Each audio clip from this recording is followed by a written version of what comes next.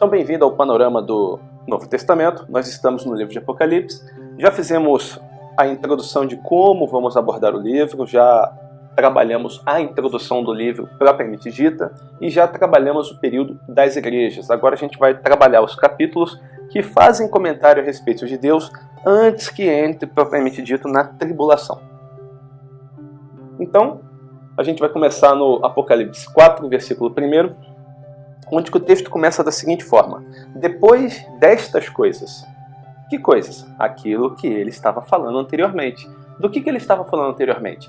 Do período das igrejas. Então, quando cessar o período das igrejas, seria um modo como a gente lê esse versículo. Olhei e eis que não somente uma porta aberta no céu, como também a primeira voz que ouvi, como de trombeta, ao falar comigo, dizendo: sobe para aqui, e te mostrarei o que deve acontecer depois destas coisas. Então, quando passar estas coisas, eu te mostrarei o que vem a seguir.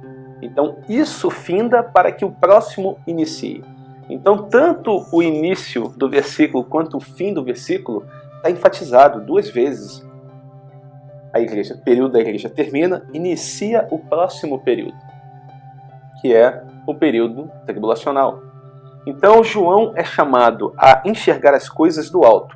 Ele sai do local onde ele está enxergando as coisas, ele sai da enxergar as coisas do plano físico e ele é assunto aos céus, ao terceiro céus, ao local onde Deus habita, aonde nós não temos noção de tempo e espaço. Então, lá em cima a gente não consegue mensurar essas coisas, porque Deus habita fora do tempo e do espaço. E João é chamado a enxergar os próximos fatos desse ponto de vista. Dando continuidade, então, só para a gente ter uma ideia do que a gente está falando, a igreja então ela vai ser retirada do meio, né? Vai ocorrer o arrebatamento, e depois destas coisas vai ter aquela noção de que o período das igrejas findou, e aí vai acontecer o arrebatamento. O que é o arrebatamento? É o encontro com Cristo nos ares. Ele vem, encontra com a gente nas nuvens e retorna. Então não tem a presença física do Messias na terra. Ele não volta à terra, ele não planta os pés no Monte das Oliveiras nesse momento. Então o encontro da igreja se dá nos ares, como a gente viu aqui na ilustração da figura.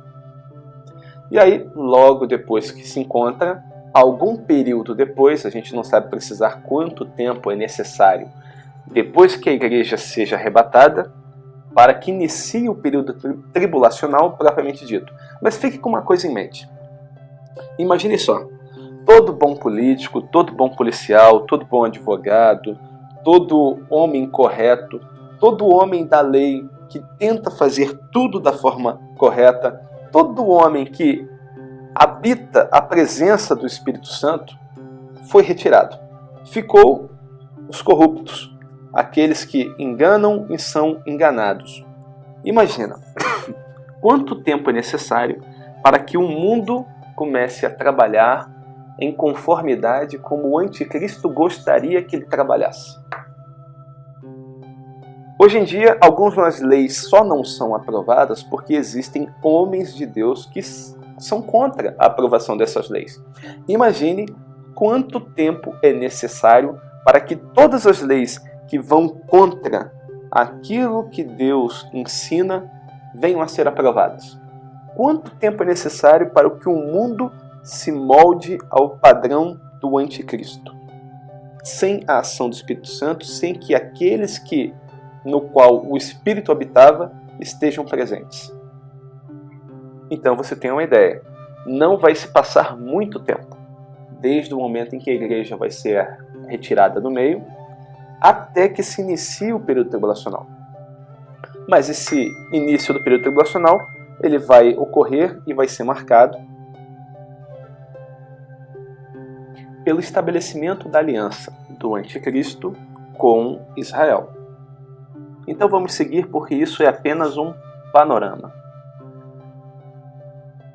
Então, tendo dito que passadas essas coisas, a igreja vai estar, durante os 7 anos que está ocorrendo o período tribulacional na terra, ela está com o Messias festejando as bodas do Cordeiro. Antes disso, a gente tem um pequeno período no qual nós denominamos Tribunal de Cristo, que é o momento pelo qual todos nós compareceremos diante do Messias para sermos julgados pelo bem ou pelo mal que tivermos feito por intermédio da carne. E ali alguns serão galardoados e outros não. E no final do período da tribulação, nós voltamos com o Messias. Porque aonde nós estivermos, ele estará. Aonde ele estiver, nós estaremos junto com ele. Pelo século dos séculos. Amém. Bem, continuando as visões, então, João, ele tem essa visão e ele começa a descrever. Imediatamente eu me achei em espírito. E eis armado no céu um trono, e no trono alguém sentado. É interessante João falar que, olha, tinha alguém sentado ali no trono. Mas eu não me atrevi a olhar. Você imagina o judeu sendo arrebatado para um local que ele sabe que não é a casa da tia Joana. E ele chega ali e ele começa a ver tudo que é ao redor. E esse que se acha sentado é semelhante no aspecto à pedra de jaspe de sardônio. E ao redor do trono há um arco-íris semelhante no aspecto à esmeralda. Você vê que ele diz, tem alguém ali. E o que eu consigo visualizar parece algo semelhante. Ele não consegue enxergar direito quem está no trono. Talvez até João tema enxergar. Porque o que vem na mente de João é o que aconteceu com Isaías. João é judeu. Ele conhece as Escrituras, ele conhece o Antigo Testamento. Ele sabe que Isaías teve uma visão do trono celestial. Ele sabe como Isaías se portou. Qual foi a frase que Isaías pronunciou quando ele se viu diante daquele que criou todas as coisas. Então, é muito fácil você entender porque João parece desviar o olho daquilo que ele vê. Tem alguém ali. Eu sei que essa pessoa é importante porque assemelha-se a uma pedra de jaspe de sardônio. Mas ele não quer descrever a pessoa que está ali. Mas as visões de João não param por aí. João continua. E ele verifica que ao redor do trono há também 24 tronos. E assentados neles 24 anciãos, vestidos de branco, em cujas cabeças estão coroas de ouro. Então, João vê 24. É interessante que quando nós olhamos para o Antigo Testamento, nós verificamos que o turno sacerdotal era dividido em 24. Quando nós chegamos e fazemos alusão às tribos de Israel, nós temos 12. Quando nós olhamos para os apóstolos, nós temos 12. Então, a gente vê que tem 24 anciãos assistindo diante de Deus.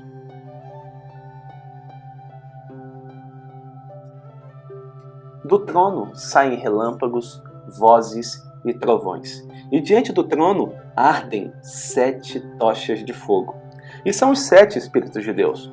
Há diante do trono um como que mar de vidro, semelhante ao cristal.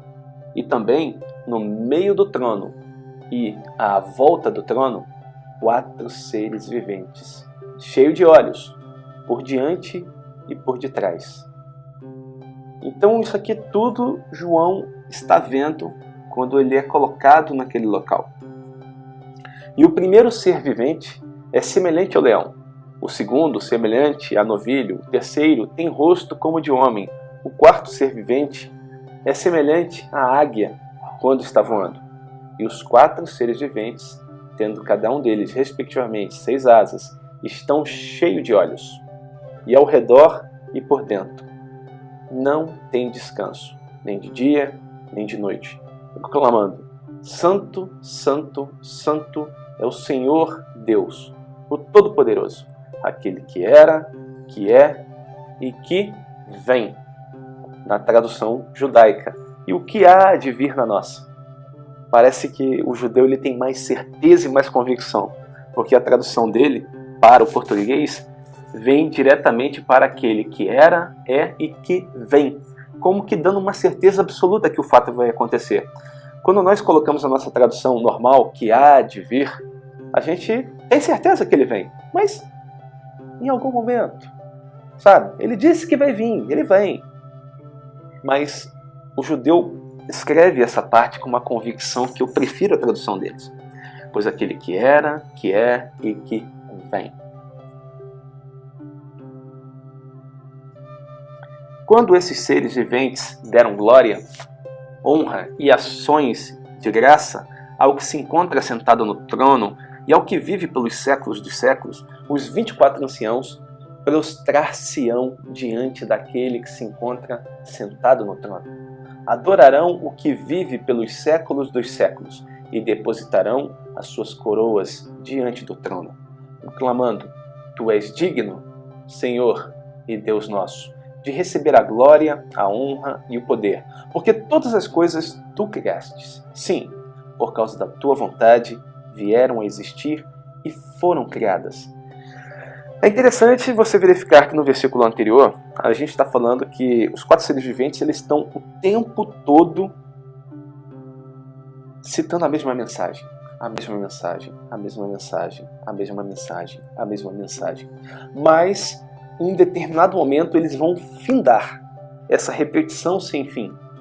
E quando esses seres viventes derem glória, honra e ações de graças ao que se encontra assentado no trono, aí os 24 anciãos prostrar-se-ão e vão depositar aos pés daquele que vive as suas coroas. No livro de Tiago, a gente fez um pequeno comentário a respeito das coroas que nós somos chamados a correr atrás. E aí a gente comentou que nós depositaremos as coroas aos pés do Senhor. E aqui nós temos um vislumbre daquilo que todos nós faremos, feito pelos 24 anciãos.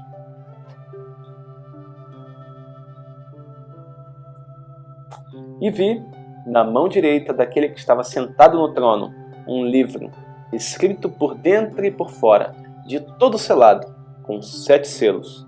Vi também um anjo forte, que proclamava em grande voz: quem é digno de abrir o livro e de lhe desatar os selos?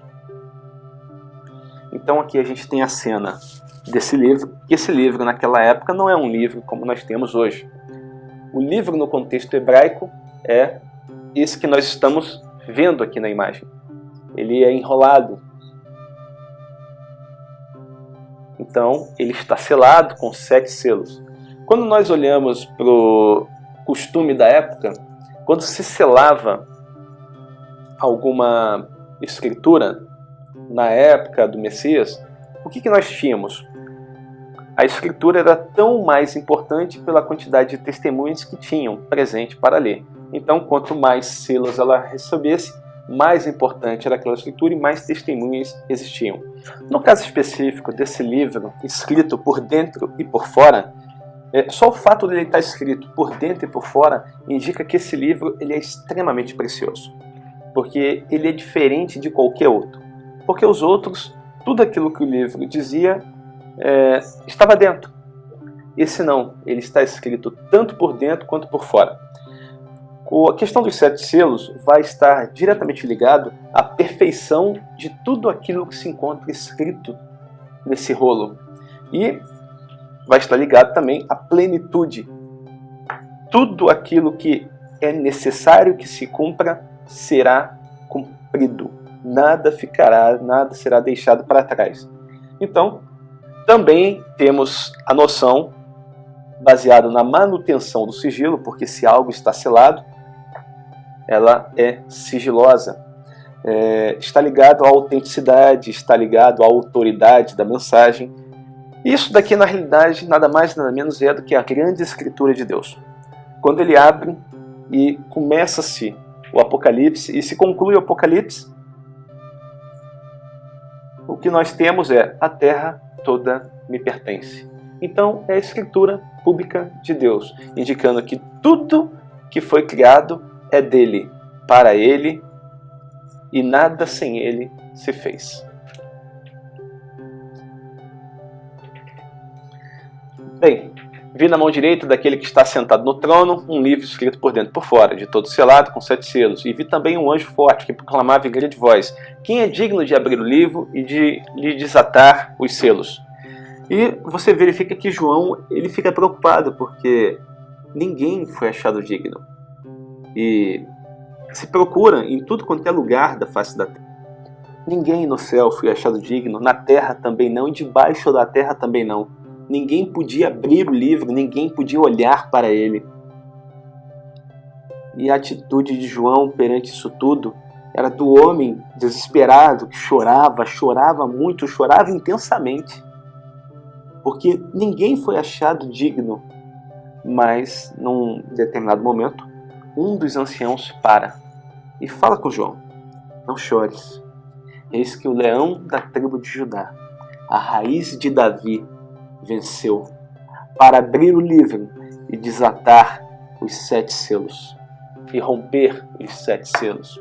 Então realmente encontra-se um que é digno. E quem é esse?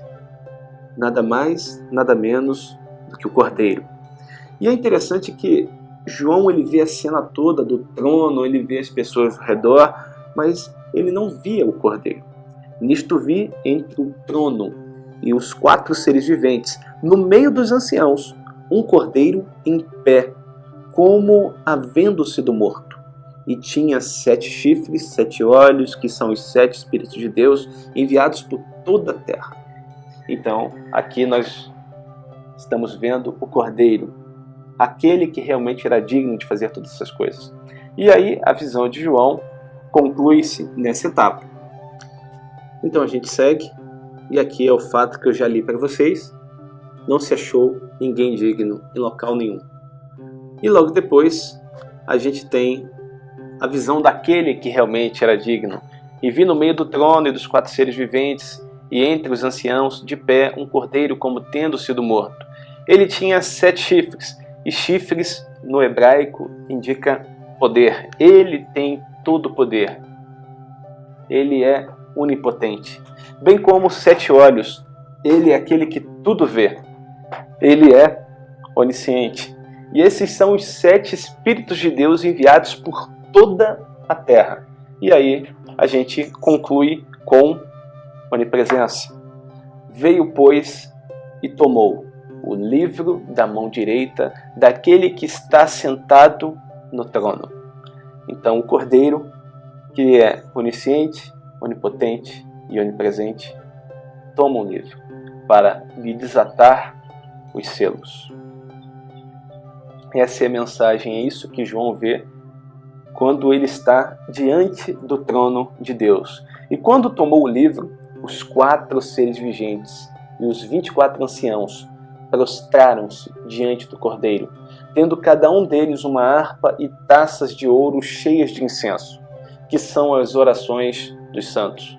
E entoavam um novo cântico, dizendo: digno és de tomar o livro e de abrir-lhe os selos, porque fostes morto, e com teu sangue comprastes para Deus os que procedem de toda tribo, de toda língua, povo e nação, e para o nosso Deus os constituístes reino e sacerdote, e reinarão sobre a terra.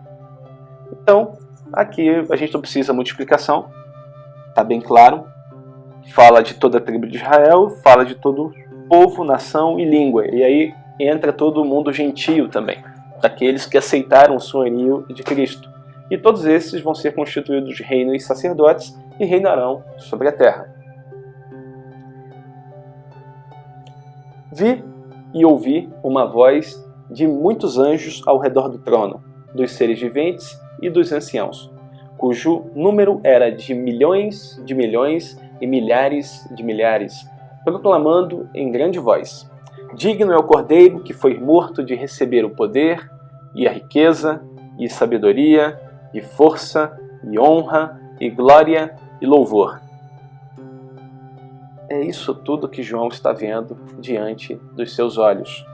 Até que a gente chega nessa porção das Escrituras. Então ouvi que toda criatura que há no céu e sobre a terra, debaixo da terra e sobre o mar, e tudo que neles há, estava dizendo: aquele que está sentado no trono e ao Cordeiro seja o louvor, a honra, a glória e o domínio pelos séculos dos séculos. E os 4 seres viventes respondiam: Amém. Também os anciãos respondiam e adoravam. Prostravam-se e adoravam. Então a gente está no campo espiritual. A gente está no local onde não existe tempo e espaço. Então a gente não consegue mensurar exatamente o que está acontecendo, em qual período da história isso está acontecendo. Porque a gente vê as Escrituras falando que todo joelho se dobrará e toda língua confessará que somente Jesus Cristo é o Senhor. E aqui você vê que todos os seres existentes no céu, na terra, debaixo da terra, sobre o mar e tudo quanto neles há, estavam dizendo: aquele que está sentado no trono e ao Cordeiro seja o louvor, a honra, a glória e o domínio pelos séculos dos séculos. E você vê que os 4 seres viventes respondiam: Amém. E assim a gente termina essa visão celestial que João está tendo. Esse pequeno interlúdio entre o término do período das igrejas e o início do período tribulacional. Nesse momento, João está vendo os fatos que estão ocorrendo praticamente aí nesse intervalo. Se a gente pode dizer que é intervalo, já que fica muito difícil, quase impossível, mensurar tempo cronológico quando nós falamos a respeito de assuntos que estão acontecendo no plano superior. No terceiro céu, na presença de Deus, no local onde Ele habita, no local onde não há tempo e espaço. Porque nós estamos inseridos no tempo e no espaço, Deus não.